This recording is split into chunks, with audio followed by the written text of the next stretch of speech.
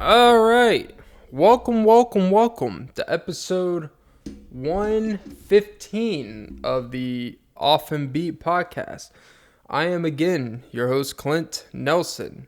Before we start today's podcast, of course, don't forget to like, comment, subscribe, follow on any podcast app, Spotify, Apple Podcasts, leave a review. And most importantly, as I forgot to mention at the beginning of last pod, suck some titties. And, yeah. Today's podcast episode of the Off and Beat with Clint Nelson. The title of today's episode, as you probably already read, is called Cynical Lover Boy. My original, actually, for today's episode, I had a complete different show I was going to do. But something came up where I felt like this covered this, actually. It's a little bit more actually relevant. Actually somewhat current. Because, you know what? It's a situation that actually directly matters to me. And, by the way, recording this at 12:04 a.m., technically, a little after midnight. Technically now February 22nd of 2022. I realize I keep saying 2021 when it's not. But yeah, Sam Hunt. My favorite artist, and that is not an exaggeration when I say that. I literally mean my favorite artist. His wife has filed a divorce. Now, this is not the gossip channel. I honestly, I'm not really going to get into, why do you think she left him and all this stuff. Like, that part doesn't really interest me, nor is that part really our business, unless it comes out.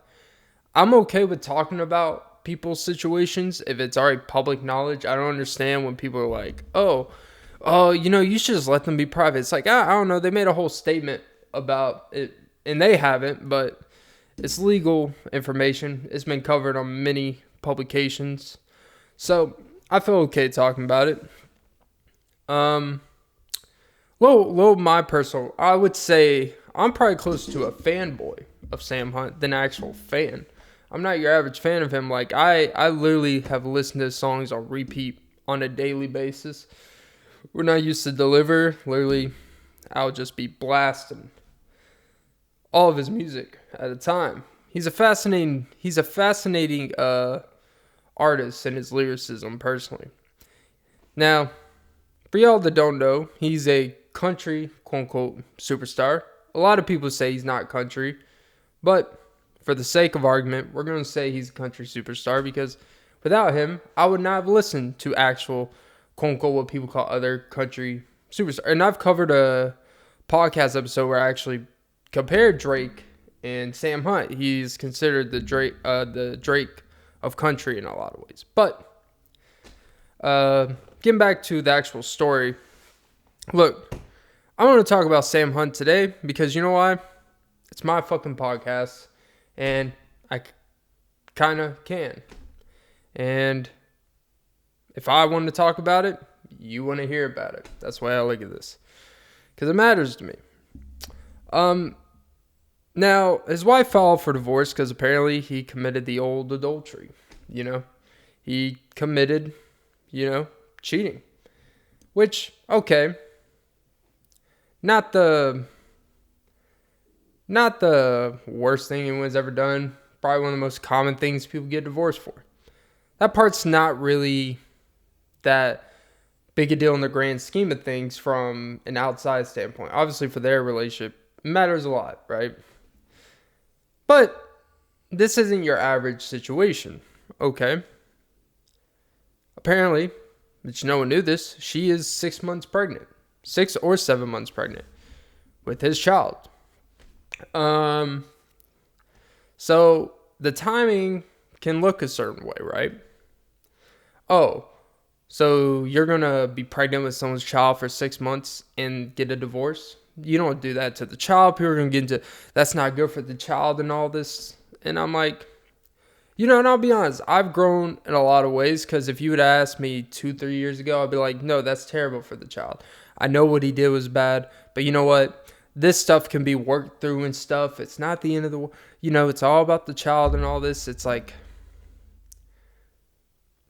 but as I've grown and matured, you kind of realize that that's not everything can really be worked through. And you can't just do everything for quote unquote the sake of the child, because if a child knows that you can't stand each other, that's actually probably going to cause more harm. Now, to get into the actual legal filings, just to give a little backstory, then I'm actually going to get into something that I feel like is actually currently relevant in today's society regarding this. I feel like but this one's not probably going to be one of the funnier podcasts ever, but I do think it's a very important one. It's going to be a paradigm shift. When people say they have general podcasts where they talk about anything and they really just talk about the same three things, and it basically after like 6 months of doing it, they just end up talking about politics and vaccines all the time. It's like, all right, so you don't really just talk about any and everything. You just literally talk about the same things. But okay, whatever. We're going to go kind of deeper and relevant stuff here. First of all, let me say, is this situation, is someone cheating or adultery going to stop you from listening to their music? No. I'll be honest. And it shouldn't, to be pretty frank about it. We still listen to people's music who have done egregiously a million times worse things than just cheating on a partner. Blake Shelton's notorious for basically cheating on Miranda Lambert in the country community. Like, if we're going to be honest, most artists have probably cheated on their spouse. I'm not saying that makes it right. I'm not saying two wrong make it right. I'm not saying just because you're this just comes with it. But at the same time, if you know anything about Sam Hunt's history, and if you've ever listened to his music, this shouldn't come as a complete shock. And as someone who enjoys his music, do people grow in their music? Of course. But this man dropped an album in 2014 called Montevello. Why is that important? For the non-Sam Hunt listeners, Montevello is a town or city in Alabama where literally was his wife's hometown. Now, they weren't really quote unquote together then. They were kind of together. She didn't want to be with him it was a combination of lifestyle. I'm not trying to get behind the scenes in their relationship. This is stuff that he's talked about. And if you listen to his music, you pick up in between. Basically, she did not really want to be part of him at this time in his life because she didn't like what he was seeing. Even though she had the strong affinity love for him. This dude, when he blew up off the number one new country album ever, in terms of first country album put out by an artist, is literally the biggest debut album in the history of country music. He blew up. He was a songwriter for years. This album, not many artists actually know a lot of this shit, but I've done a lot of. He's a fascinating dude. He's actually from a town not far from where I grew up, and there's a lot of things that personally relate, and we're typically pretty quiet, humble, down to earth people, but we have a lot of these kind of secular demons in a lot of ways that would surprise a lot of people, and it's kind of like an offsetting characteristic that doesn't match what we bring to the table. But from one white man to another, I guess you can take your time and process that one. Oh, Jesus, sorry. Starting with the references. But yeah, I'm not going to lie. There's going to be a lot of Sam Hunt song references here. I know him too well. I know him way too well. So come over, Jesus, and enjoy. But yeah, I'm just bottling it up. All these puns for this pod. I'm sorry. Or no, seriously, back to the thing. He's a dude that, where is that? Oh yeah, so Montevello essentially, they weren't really together like that. It was kind of like they were kind of together, but she had apprehensions.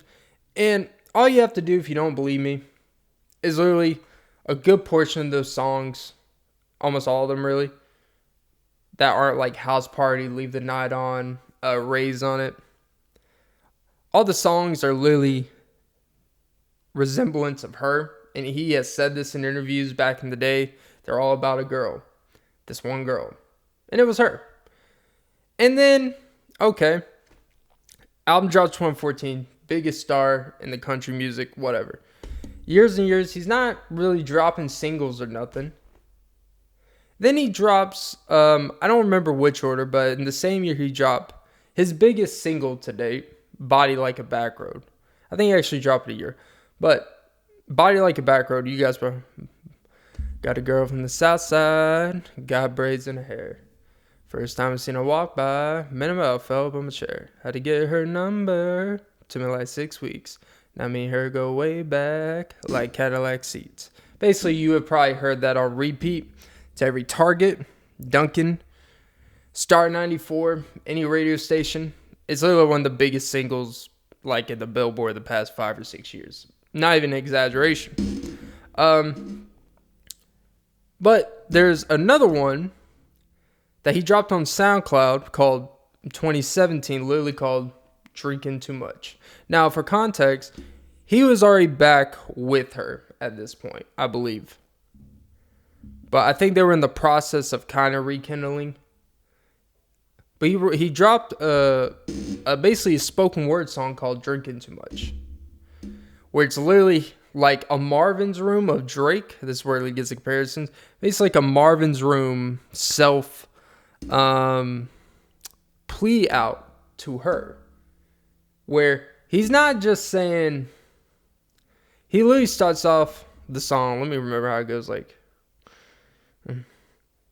Shit, I forgot how the beginning of the song go. But basically, I can name some references where you just get Peaches down and Pelham. I know you want your privacy.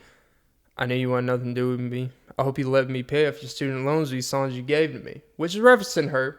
The whole song is literally about, I'm going to drink it all till you're not around. Basically, he has a drinking problem. Which came years later, literally a couple years ago, when he got a DUI. And I believe 2020... It's actually a pretty egregious situation. He's literally driving on the wrong side of the highway.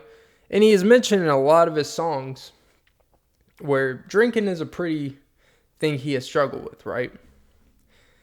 In his song 2016, which is referencing the in-between, and he literally took years off from making music and putting music out there to quote-unquote get his life together. And to get his life together literally means win her back. And this man went to Hawaii, I'm not even exaggerating, 7 times to win this girl back. Hey, I gotta admit to you, man, no matter how much I love a girl, Hawaii's a pretty expensive trip. We're just gonna have to fix it all in one trip, man. It's like, hey, we're just gonna, if we have to take a 3-month Hawaii trip and I got it like that, then we gotta do it like that. I'm not going back and forth 7 times. I don't want no jet lag. But in the song Drinkin' Too Much, basically the fast forward, he says, Hannah Lee, I'm on my way to you, which is the girl who he marries. Okay, cool beans. It all works out. Now, you could say, really, the song's problematic for a lot of different ways. And a lot of girls will say it's cute and stuff. And then there's a lot of people who are like, actually, this is pretty fucking creepy. And I like the dude. He's my favorite artist. But even sometimes, like, damn, bro, like, honestly, man, if you weren't in the shape you were, and you couldn't sing and play guitar, this would be creepy as fuck. But hey, man, it's amazing what being able to sing can do for you. But even if you listen to a lot of his music, and if you want to be nitpicking criticism, which honestly, I'm not here to nitpick artists and how they write their song, because I actually enjoy it, otherwise I wouldn't listen on repeat. I think it's actually sometimes okay to have a cynical point of view in your music. Because it's not my job to speak for everyone else, to try to understand someone else. My job is to make, like, if most of his songs like breakup song, break up in a small town, Make You Miss Me is a great example. He's literally, I'm gonna make you miss me. Basically, like, bitch, I'm gonna try so hard. And excuse the bitch, because obviously that's not what you would call her. But in this situation, it's like toward like resentment towards someone for, I'm going to do so many things to make you remember me and to make sure you don't miss me. And It's like, I'm going to stain in your mind no matter what the hell. And it's, yeah, hey, look, man, it's toxic culture. Gotta love it. But you know what? And people say that's toxic and shit. And you know what? Maybe it is. But you know what? That's his point of view. Now, you could say he kind of plays like this passive aggressive. Actually, not even. He plays the aggressive victim, I would like to call, in his older music. Like in Southside album 2020, it's a little bit more. You can tell he's like kind of settled down and married. Well, he has a song called Kinfolks that I bet you wouldn't. My parents thought I would never settle down out on the porch. Ain't it funny how these things change? I want to introduce you to my kinfolks. He has a song called Sitting With You, where it's literally about, I never felt like I was sitting with you. I always felt like I could talk to God in the morning. Where basically, and I think this kind of furthers into the point of this situation, that I think Sam Hunt is a complex individual, like a lot of people. I think he's on the right, like he has struggled with kind of the balance of fame and stuff and imposter syndrome, and that he doesn't view himself and how everyone else views him. Because he's even on the record in a Bobby Bones interview that, you know, to him, music is just a talent, but he gets revered so much for it when he feels like, of course, you know, the most important things are your integrity, you know, how, you know, what you do and how you treat people type of thing. You know, the whole schmo blame, yeah, that's cool. No one's hear that shit, right?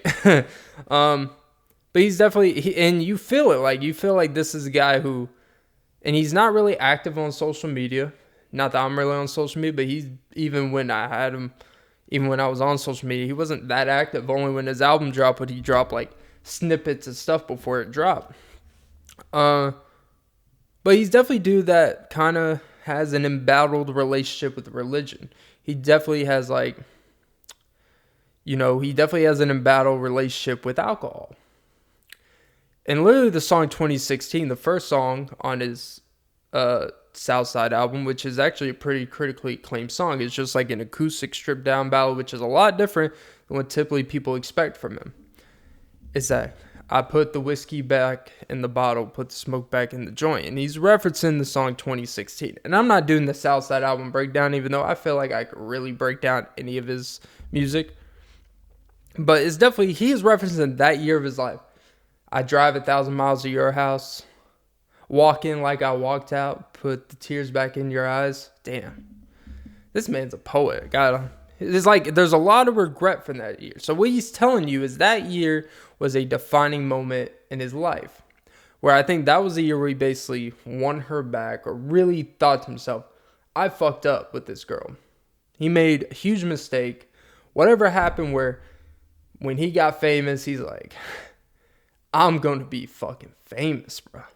And I don't think he really went in with that mentality. But it was like, she don't want to be with me? Fine. I'm going to go out here and I'm going to find it through all these girls type of shit. And boy, I'm sure he did. Look at the guy. I'm sure he found a lot of girls. And you can hear it in his music. In the South, it's a lot of regret. It's a lot of, he was a lost individual in drinking, getting lost in girls. Literally song Single for the Summer. Why do I love all these city girls? The pretty eyes, down on the membrane, broken hearted rich girls. You know, trying to scatter the lyrics in my head. Basically, the debit cards, they don't know how pretty they are.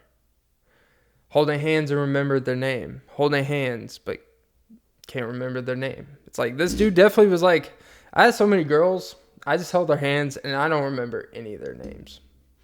But look, getting back to, I guess, the origin, don't want to veer off too much, but kind of set for the non-Sam Hunt dedicated avid listeners. He has a very, it's kind of, where he gets to Drake is, you can definitely tell in his personal life, this dude definitely kind of has he really wants that thing with someone. But he has a lot of these personal demons that he battles with, a lot of embattlements that kind of have this struggle with it, right? And let's just get back to the divorce, right? So he's getting divorced 6 months. She's 6 months pregnant. And another interesting thing I found in the file, which I believe kind of is what I'm more worried about, because I don't think it just means that she's basically basically what she filed is she wants alimony, separate housing, and everything, right? One of the things in the clauses that really caught an eye of me, right, was when it said essentially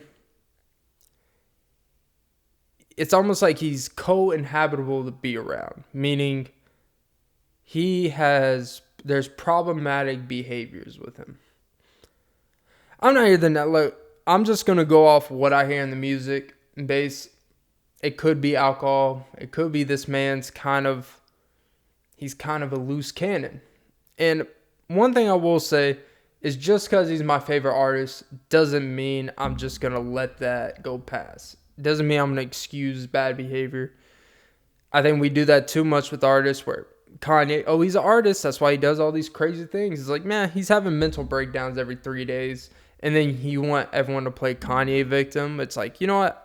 We're not the biggest Kim Kardashian fans, but maybe the way he's reacting to it all doesn't really help his case. But it does kind of open the floodgates on something, and of course, I knew when I saw that, I knew what people were going to say, right? Alimony, separate housing. Oh, she got pregnant with this child, and now she wants to cash out. That is always the first reaction to a lot of this stuff. And although in today's society, I get it, right? But at the same time, I think we need to be careful as men, because I'll be honest, I watched a few videos earlier today when all this stuff was happening. I was trying to find like coverage of it on YouTube, and it was typically just a bunch of dudes trying to cover on their live streams and stuff and trying to break down why marriage sucks and this is why men, it does no good for men and all this shit. It's like, look, man, this wasn't just some girl that he got pregnant randomly. Like, this man literally took 6 years, 5-6 years from dropping another album to get life right with this girl to win her back because of mistakes he's made.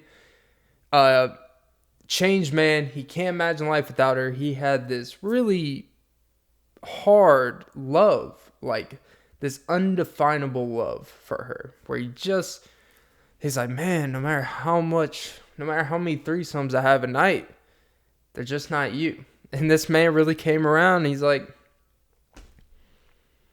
maybe it's just you that I want, right? Did all that, repaired his marriage or whatever. Worked on it. Moved in, now got her pregnant, and apparently cheated on her while she's pregnant with this child.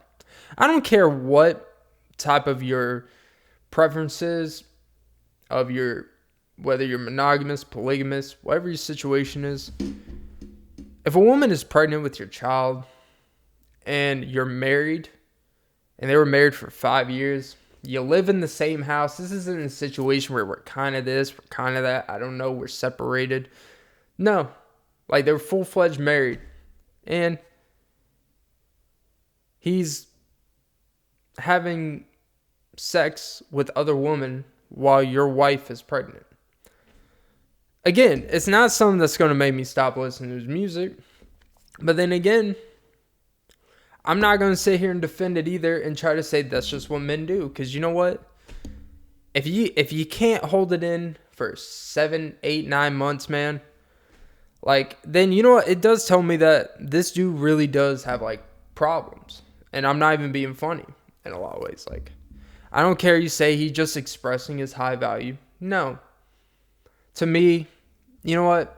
I'm cheat, whatever, man. When you're bringing life into this world with a woman that you've gone through hell and back to get, it's kind of hard for me to be like, man, like, you did all that just to fuck it up like this? And I think it goes to show, one, that no matter, and this has to come from a more mature standpoint, because when you're young and in love, as a boy once was, when you're young and in love, You think that as long as, you kind of, all you need is love and everything else doesn't matter. And obviously when you get older, not really, but you still have to have a true foundation of affection and love for someone and respect that goes beyond just what's easily definable, right? There's built-in, I call it built-in equity, that even when you don't quote unquote love someone, but anymore like that, but the built-in equity they've done by going through a lot with you and sticking with you and doing right by you. Like, they built that equity where they get benefit of the doubt, and they may get an extra 4 years of marriage that wasn't deserved. But you know what? You have built-in equity because people did right by you. And this dude, like I said, went to Hawaii 7 times and went her back. Desperately plead for her in songs that you can either look as extremely cute and vulnerable, or you could look extremely like, bruh, you literally said in the song, I know you don't want your name on social media. Then you put her in a song and her name's all over social media. And I think it just kind of shows that one thing, what was that? When I was watching these videos, I guess, and the reactions and stuff, the whole thing was centered around how, see, look, she's a gold digger, she's this, she's just trying to cash out and whatever. Like, see, she waited and trapped him. It's like the dude fucked some other girl while she was pregnant with his child. I don't care what high value system are. And you know what the funny part? And I think I was watching the TMZ podcast, and I watched the one dude was trying to say, you just don't do this because he was trying to blame her type of shit, where you just don't do this because it's not good for the child. And he always tried to put the child. It's funny how when people do wrong, they also want to use the child as a crutch to justify the wrongdoing to make it right. And that's where that shit gets really weird to me. Because also, one way you could look at it is because she was pregnant with his child, he could use the fact of using that. I'm not saying Sam did this, but I'm saying in general, when dudes do cheat on their spouses or their wife or whatever, when they're pregnant with their child and they're in a committed relationship, one thing is I think we justify in our head is like, well, the child is the most important thing. So I can do some fuck shit, apologize later, and use the child as a crutch to still have my quote unquote family, right? And that's a fucked up way of looking at it. Because that's pretty deceptive, manipulative, all that shit. You're literally using a child just so you can have your cake and eat it too. Quite literally, I guess. And I think, I think what the situation shows is that not blind, but that inseparable kind of very, I don't even want to say fantasy love, but that very, I'm really trying to fucking word this right. That very, I guess a very dangerous love where you're willing to go to hell and back for things that maybe aren't really worth doing all that for.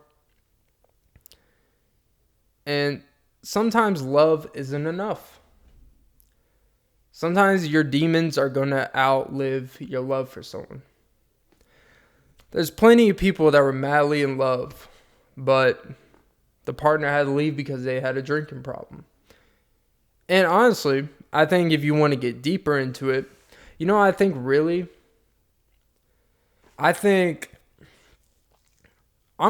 because all the previous times where I'm assuming they had off and on relationships where he's admitting the fucking up and all this stuff at the beginning of the relationship, I'm going to say a lot of this similar stuff happened, right? But then make it right, win her back. Maybe he's a changed man. And she forgave maybe the old stuff because you're young. There's no real consequences. It's just them. But now this shit happens when you have a child in you. And I truly do believe that most people, when they're bringing a child in this world, their whole their whole mindset and how they view the world changes. Of course, when you have the child, your whole life changes for a lot of different reasons. But I think when that, you really start looking at your life and what you're bringing your child into. And I really think, and I'm going to give her the benefit of the doubt. I know this isn't cool to say as a dude. I really think she kind of looked at it and be like, this environment with us, with this situation, with his issues as of right now, this is not a good environment to bring this child into. And simply, I'm not a fan, like I said before, I'm not a fan of people using kids as crutches to avoid things or to not address things. I don't think just because you have a kid, you're avoidant of responsibility, you're avoidant to hide behind your kid. But I also don't think you owe the public an explanation for why you're doing something for your kid when you truly believe that this is what's going to actually be what's best for your child. I believe we live in a society where everyone's got to explain themselves for everything. It's like, not really. But, I think going back to Sam, kind of breaking him down from his music, and you kind of pick up a lot of things, is you could kind of tell, like, this dude is always kind of seen fascinated with the past. And going back, and, I'm going to go back to kind of his winning her back thing, and my kind of theory, and well, not really theory, but my idea about that is that I really do believe, as someone who has won back someone, and I say that in quotations because you win back someone, but it's never really the same because of the jackassery and the fuckery you did for the reason you had the winner back in the first place.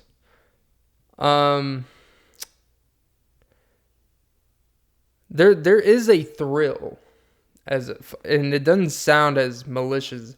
There is a thrill of winning someone back, of doing all these things to prove to someone that I can make up for what I fucked up. I was a douchebag, I was an asswipe, and I've done this before.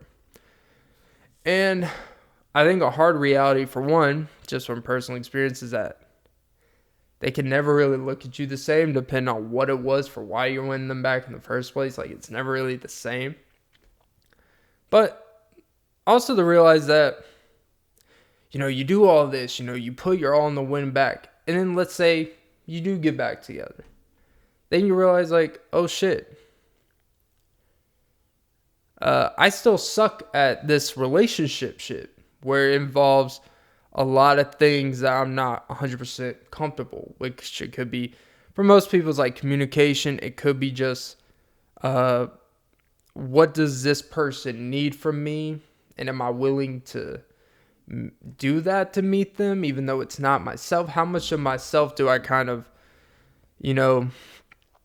shed to kind of feel for this other person, and vice versa? And like, are you really happy with this person? Like, do you enjoy being around this person too? They enjoy being around you. And you realize, like, oh, this was fun winning you back. And there's a thrill, I would assume, as a person being chased of, wow, this person's really trying to make it right. And there's something about that that's admirable. And then there's that whole chase, the build up. It's so high intensity. And then you're back together. And then it's back to just you two. And maybe, for whatever reason, there's something about you two where it just, the idea seems to be more fun than the actual thing when you get it. It's almost like never being satisfied. Like, the thrill of chasing something is always a lot more satisfying than getting it. Like, getting the thrill of chasing a lovely lady. I won't even say chasing, but the thrill of, in the fact of talking in the build up to the first time you kiss a girl and, do some things, is a lot more interesting and probably makes you feel a whole lot more alive than when you're just at home 6 years later, and it's just another day. That means you can still enjoy each other and love each other, but you can't really recreate that fascination type of thing, right? I think, honestly, he was more in love with the fact of making it right to her as someone who's I was more in love of making it right to someone than actually being considerate if they're just doing this out of a generosity token, right? Man, she's the one. I'm not crying. Jesus, like, I can't breathe worth of shit today. I hate when out of nowhere you just can't breathe. Oh, Jesus, asthma problems. But yeah, no, like, it's that one that got away. And I think he was really afraid that she was going to be the one that got away. And now she's the one that really got away with alimony. Whew. But, I think it opens the discussion of, like, kind of men as a culture. Our first instinct is to always defend the man no matter what in situations. And I'm just kind of not. In today's world, I don't really defend anyone. I don't feel sympathy for him. I don't feel like this is a situation of a dude that just completely created his bed, lied in it. And I think, honestly, I do feel a little bit of empathy towards him in the sense that I don't feel like this was just out of negligence, and I don't feel like this was just because he was just like, when he went on tour, he's like, I'm getting it in, guys. I really think this dude has a lot of personal issues. And the same thing that people will justify why Kanye is a great artist and all that. You know what? I'll use it. I think this is why his music is very captivating. Sam Hunt's music, because it's very a dude that kind of is, like I said before, he's very embattled and very struggles with his own validity and type of who he really is. And like, typically people say the thing they don't want the most and they talk about they don't want, they end up having. I don't think he wanted to be a single father or in a baby daddy situation. I really think he wanted the great life. And he was that close to just all of it being worth it. And I just think it goes to show that he just got in his own way. But yeah.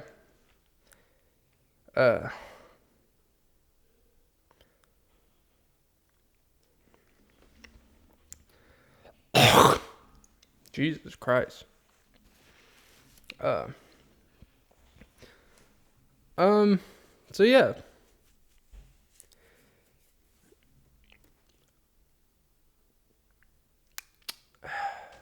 Jesus. I just think that I hope I'm not going to be the first to jump on this bandwagon of just shitting on him or shitting on her. Because like I said, we live in this kind of, sorry for the brief pause, but my throat was fucked up. I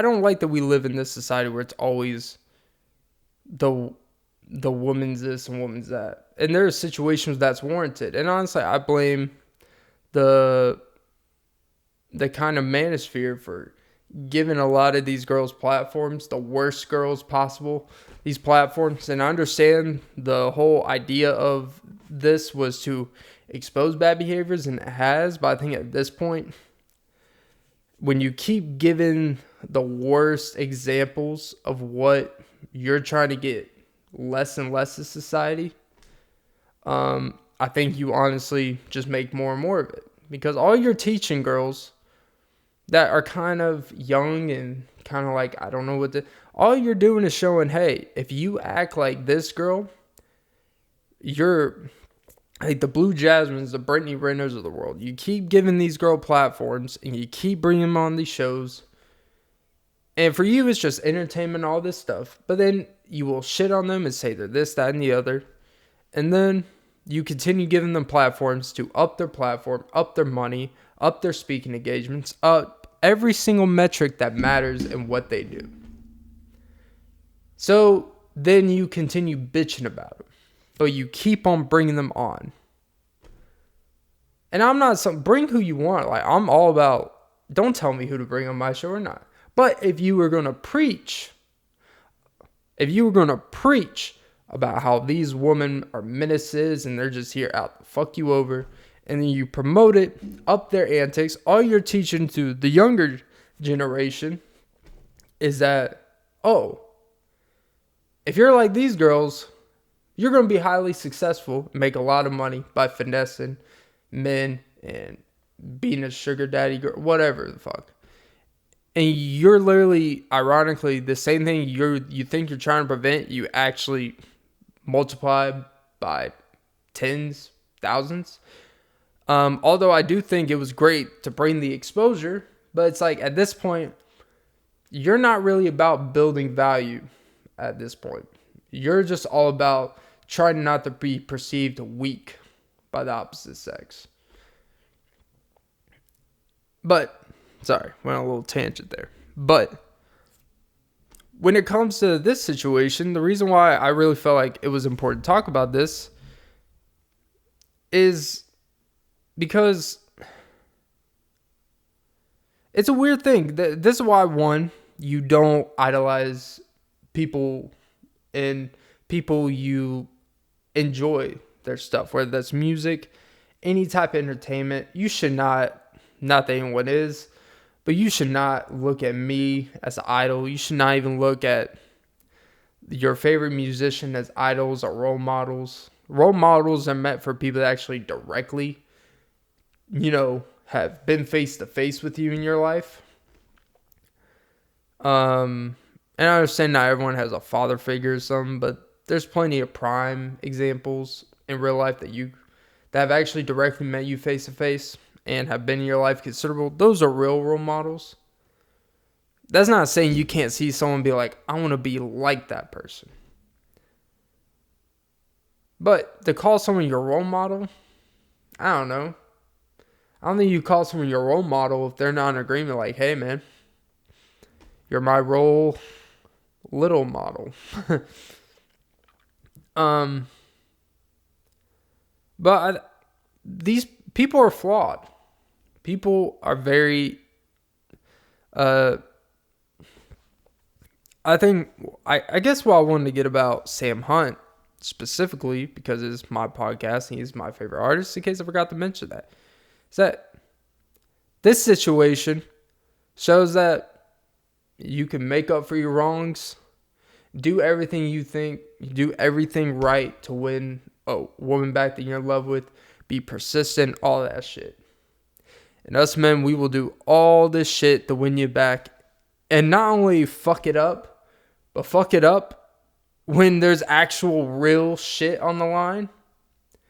This situation, a child and their home, like now split real estate, whatever the hell that means. Like, he didn't just like, hey, I cheated again, I fucked up, and maybe they get divorced, maybe she probably gets alimony, and that sucks or whatever, but, it's like at a certain point, at a certain point, people have rights to be like, I'm good, I don't want to keep going through this shit, man or woman. And I don't care what the dudes say, well, men have built-in value, and women have to just preserve theirs. It's like, yeah, and guess what? And people could just be like, I'm good. I honestly think a lot of dudes these days don't actually take marriage for what it is. They try to make marriage just work for their financial and their built-in self-value that they don't really have to begin with. So they hide behind the marriage thing to build this providing thing. They want their wife to stay home and all this shit. And they do nothing except literally provide money and can't literally do nothing else. Does nothing when they come home. And they're the type of dudes to be like, man, when I get home, my woman better get the Jergens out and rub my feet and my shoulders and give me head 3 times a night. It's like, bro, you make $60,000 a year. Relax. All right. Yeah, you have a little savings, but relax, bro. You can't even start the lawnmower. Relax. You can't even put up a basketball goal. Relax. Okay? Like, the dudes that talk the most about they want their girls should just be like servants of theirs, but they do nothing to earn that quote unquote what? Basically, they want the DJ Khaled treatment. It's like, okay, when you start doing quad singles with Bieber, Quavo, and fucking Chance the Rapper and Jack Harlow, whatever the hell, then you can demand these things. And all he could probably do is really money too. But the point is the point of marriage in like a household, this is just my point of view. I understand this is starting to get like, oh, you're moral girl. But like, I think when I hear people talk about every time there's this high profile divorce or something, it's always just, yeah, are these divorces insane? Yeah. Like the Dr. Dre one, she wanted $200,000 a month in alimony. Like, go fuck yourself. Honestly, regardless of how much money you make, I think there should be a maximum cap across the board. Like, I think, like, regardless if you make, like, let's say, like, just because Jeff Bezos makes $136 billion, it makes no sense to give someone else $78 billion or whatever the hell. Like, that makes sense. Like, hey, look, you get $100,000 a month. Okay, it's still egregious, but whatever. Like, I do think there should be caps on a lot of this shit. Common sense again should come into play in the courtroom. But crazy thought. But I think when people talk about divorces and stuff, in the situation they want to bring, well, you know, you don't do that to a child and all this stuff. It's like, we don't really know what's happening. We just want to defend someone that we like and enjoy. That's why I've always had a problem with people that blindly defend Michael Jackson and blindly just defend R. Kelly just because they like his music. Even though all their music and their songs, well, specifically R. Kelly and even Sam Hunt, there's a lot of foreshadowing to a lot of these problems that come to life. I guess when people say they sell their soul to the industry, I don't really look at it as like demonic. I don't really look at it as like freaking, you know, what is it called? Not Scientology, freaking, I don't call it freaking, you know, the devil. I don't know, you know. But I think what it really means is basically if you're a musician, artist, and you're truly putting like a Drake, I really think my theory, like a reason why Drake is so like disattached from giving a fuck what women think about him these days, unlike back in the day, is one, he has so much fucking money. And honestly, I think he's put so much of his personal life out into songs. He kind of feels like he basically sold his feelings and emotions and vulnerability for the lifestyle he lives. I think Sam Hunt, literally, it doesn't get a lot more specific than Drinking Too Much. It doesn't get a lot more specific than 2016. Like, a lot of these artists, they're literally selling the one thing that kind of makes you independently human that is only supposed to be shared to trustworthy people in your life, like your family, friends, and stuff. They're supposed to hold that close to them. But instead, 200 million people stream your biggest song. That chances are that biggest song, the reason why it's the biggest song, because it resonates with a lot of people. Because pain resonates with a lot of people. That's why breakup songs are typically the number one songs charting. That's why Olivia Rodrigo is fucking, her whole album is just about gaslighting men, if we're going to be honest. Like, oh, you traitor. I know you didn't cheat. I know you this, but you're still a traitor. It's like, all right, what do you want me to do? All right, yeah, you broke up with me, and I started seeing some other girl with my driver's license. What the fuck do you want me to do? Sit here and cry over you all day? But you're basically, and I think like Taylor Swift's kind of in that mold, even though I don't really look as like selling out because, hey man, I'll tell you about all my breakups, every single detail. If you hand me $50 million checks, by all means. Sorry, whoever it is getting out there. I'll give you a percentage. I'll let you pay. I'll pay off your student loans with all these songs you gave to me. He literally said that in the song, I'll pay off yours. That's kind of like literally you're selling yourself. You're literally selling pieces of yourself. And there's only so much of yourself to give. I think that's my interpretation. I mean, you sell your soul to the industry. I don't literally take it as like there's these exorcists. There's these freaking Illuminati. That's what I was looking for. The Illuminati. Like, I don't think it's actually always like that. But when you have these artists that blow up because they're so personal in these songs. Sam Hunt, one of the things is breaking up in a small town. Like, who can't relate that? And take your time. I don't want to steal your freedom. I don't want to change your mind. I don't have to make you love me. I just want to take your time. Like, Jesus Christ, this man. Let's see, going down the list. Here's a new song. It's your favorite. Pretty soon you'll be chained in the station. If it's something about shoes, I don't know why I can't cite lyrics on the spot. I'm so, like I said in the last spot, I can't recite lyrics for shit. No matter how many fucking times I've listened to that song. Here's a new song, it's your favorite. Pretty soon you'll be changed in the station. All your old shoes, looking brand new. They want to be worn, but they never get the chance to. And it's like, you go down the list of like almost all of his songs. It's a lot of like breakup and reminiscent on a girl in the past. Breaking up was easy in the 90s. Well, I guess he's about to find out that, yeah, I'm pretty sure he wishes this did happen in the 90s. He wouldn't have to worry about it being covered on a podcast. I think it just kind of opens a... If you ever, like, again, not to keep going back to his catalog and music to kind of foreshadow all this, but I remember when I saw this, and you could kind of see in his interviews and his music, I'm not going to say he seemed more repressed. He didn't seem like more... But he was a married dude. He's not out here, having a house party. Oh, Jesus. I guess, he just kind of goes home. He doesn't, we can leave the night on. He met a girl and she made me smile. She made me wait. She crossed the street. She crossed my heart. It's definitely a man that kind of like he wants the fantasy and fascination of like the puppy love and all that shit. And then you can see like he has a hard time with the actual important part, which is the long stretch. He likes love when it's just a back and forth fast break. But hey, man, this is a 162 game baseball season, man. Like, it's an everyday thing. Like, oh. And I will say this, though. His next album is going to be fire as fuck.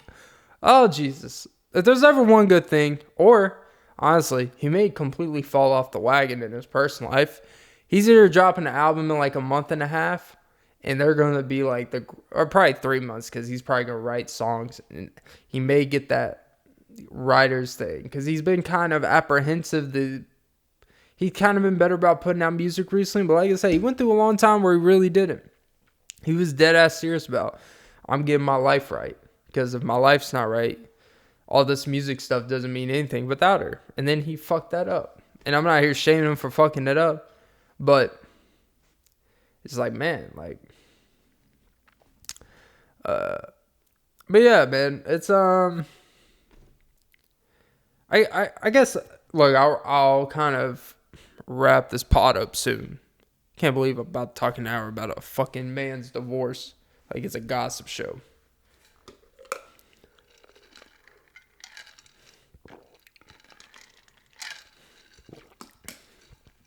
But,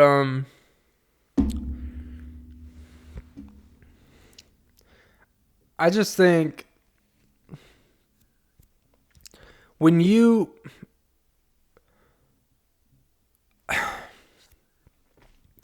everyone knows your marriage when everyone. This is why it's probably typically always best to kind of keep your relationship private in a lot of ways. And like they're married and stuff, so that was different. But he did put her name in a song, which kind of put her out there. So it's not like she could hide anymore. Like I think she actually when when the Montevello album came out, everyone knew, who, if you know, like everyone in that community and stuff and knew them and stuff, like knew that was about her, and it all came around. I believe she actually had to like quit her job, or she couldn't work because it was too much of a distraction, right? Because the album fucking blew the fuck up. But it's I think, he's just I think the same thing that makes him attractive from a music standpoint. And look, he's a nice looking fella, no homo. Same thing that makes him attractive to a listener is his combination of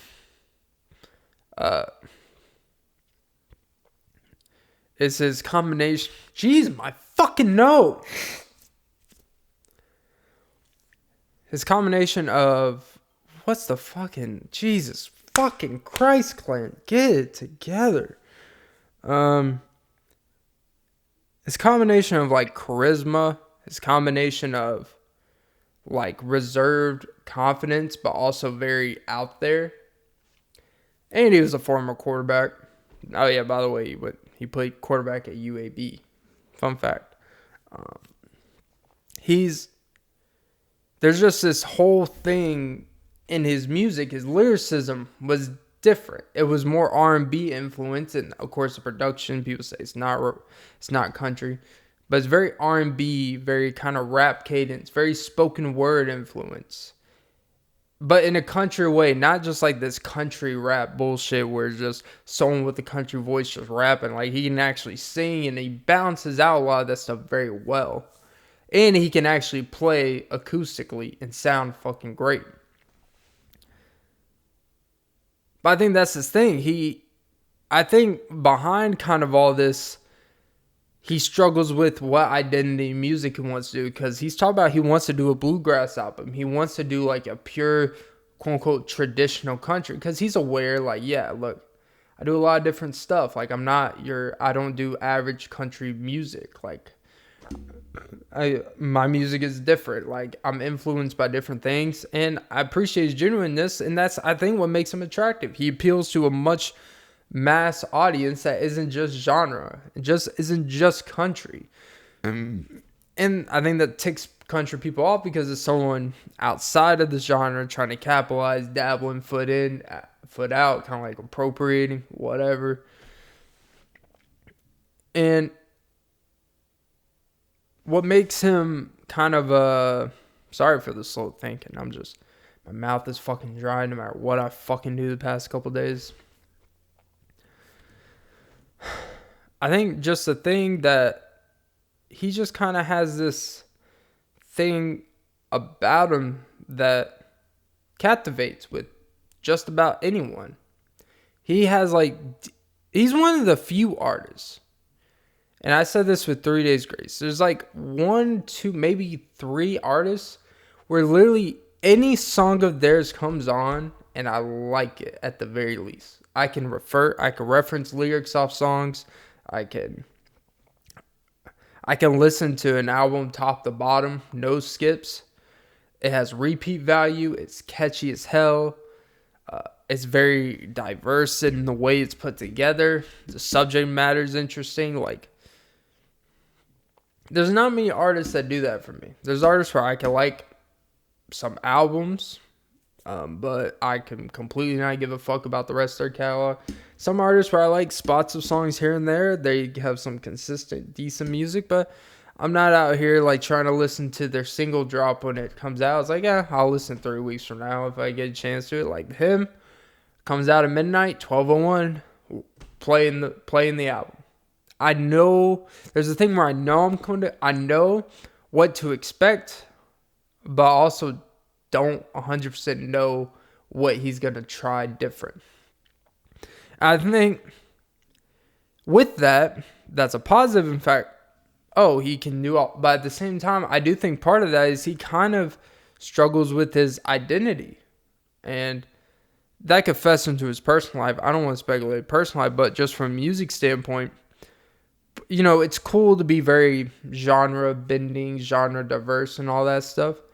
But I think a lot of that also can kind of come with you struggle with identity. So you kind of dabble here, dabble there. They kind of find a way to meet halfway on some things instead of actually going all in on one thing. And it's not always good to go all in one direction. But I do think it can kind of I think maybe he's kind of in this identity crisis musically, and that's why he's kind of been sporadic with his putting music out there.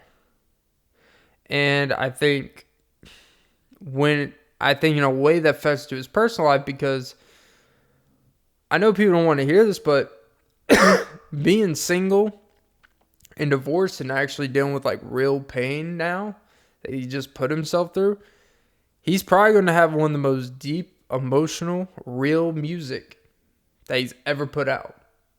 But the cost of it was his personal life. And I guess that's his personal life is kind of the sacrificial lamb for his music success. Because now, as fucked up as it sounds, this situation is going to make the build up to his next album. Not that that's my main concern for him now. It's going to make the build up to his next album actually have a storm behind it. Where the last album, Southside, the thing he was relying on was just the 6 years in between. There was a little bit of a build up, but it wasn't like a clash of holy fuck worldwide Sam Hunt's dropping. It was more like, hey, Sam Hunt's dropping. Can't wait.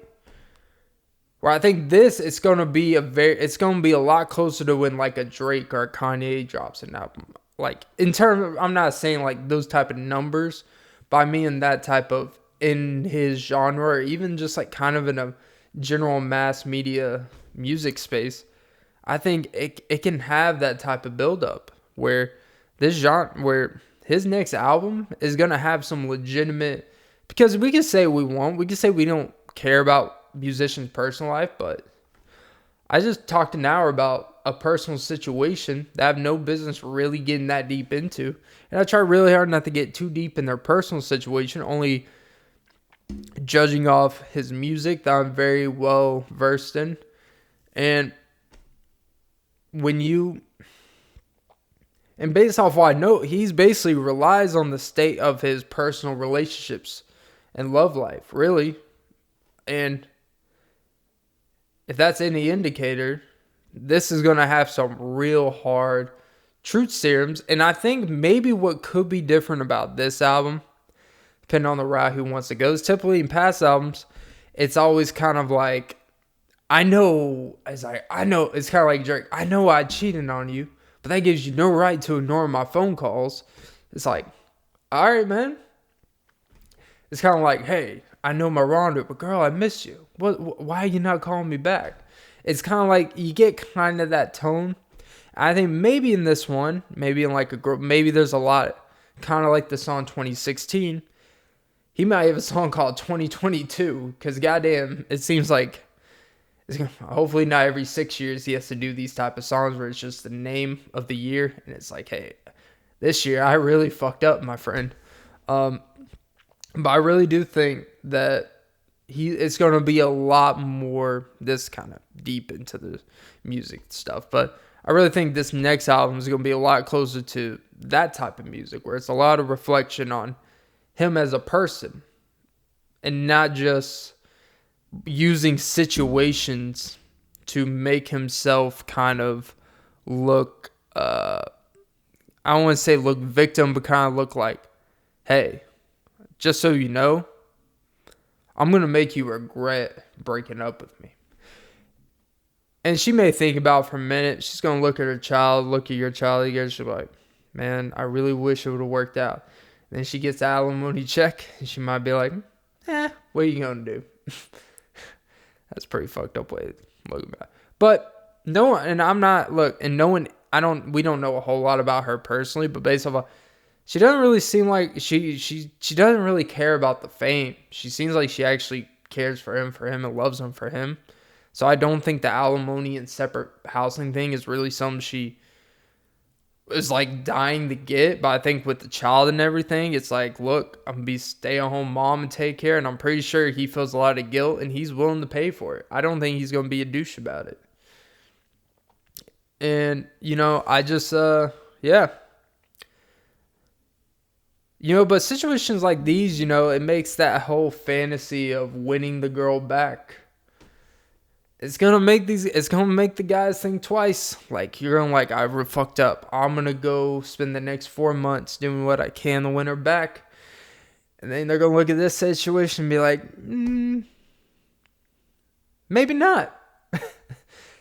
It's like, if you're gonna do it, you better really like love that girl. And guess what? He really loved this girl. You hear the way he talks about it. And I think it was a show. I used to not be, I'll be honest, I used to not be a believer that you could truly love someone and cheat on them. I think it's different for guys and girls. I know that sounds a bad way.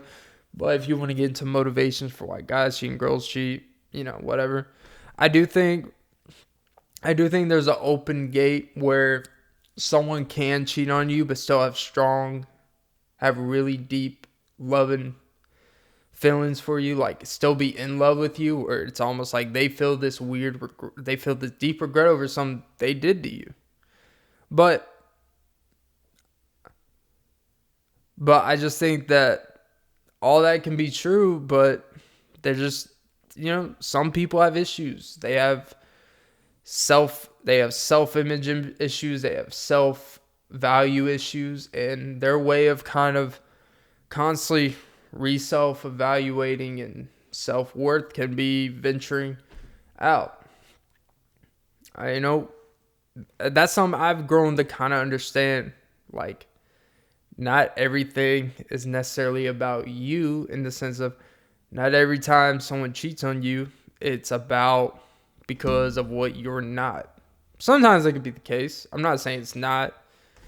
Sometimes people have issues that you can't fix, no matter what you do, no matter what love or whatever you do or show them. No matter what, man, people have issues that were there before you. They have childhood issues. They have some previous boyfriend or girlfriend that fucked up their way of you, and then you fucked that up. And they're afraid that happen again when something's going too well, and it's kind of like the song Feeling Way Too Damn Good by Nickelback. It's like, something's got to go wrong because it's feeling way too damn good. It's like sometimes things are just going too all right. Not great, but they're just going too all right. And we find a way to fuck it up because it's not something extraordinary at that point in time. As someone who has made that, not cheating, but I regret the one that got away. There was a girl in my past. I'm not going to mention her name. I'm not going to do a Sam Hunt and put her name in a song. Unless it's like a positive thing that's not about that. Because I'm not a fan of putting personal business out. But I will say, like, he's going to feel like that one except he got way farther in his venture. But winning someone back, and when you win someone back, it hurts worse to lose them the second time. And the one that got away, because all you could think about is you can't even be that mad the second time when they don't want to be with you, because you fucked it up so much the first time that there was probably really no realistic chance that it was ever going to work. And you really can't blame anyone but yourself. And realistically, you can never really make it right. And I have that one. I think most guys, I'll say all guys have that one. And it makes you kind of more precious and more considerate moving forward. And, the reason why that fuckery happened in my situation, and I think I relate to Sam in this aspect, is because, there's a previous situation or previous girls of what you've been rewarded with before. And with the right girl, those things aren't rewarded. So that's what it's like being a cynical lover boy. All right, that was episode 115 of the Off and Beat podcast. Don't forget to like, comment, subscribe, suck some titties, and let me redo that, and suck some titties, and follow all the app shit. Yeah, you know the drill. All right, enjoy whenever the fuck this is out. Ah, Jesus, my fucking throat feels like a damn moth just went down there and just like, hey, let me camp with you, fatty.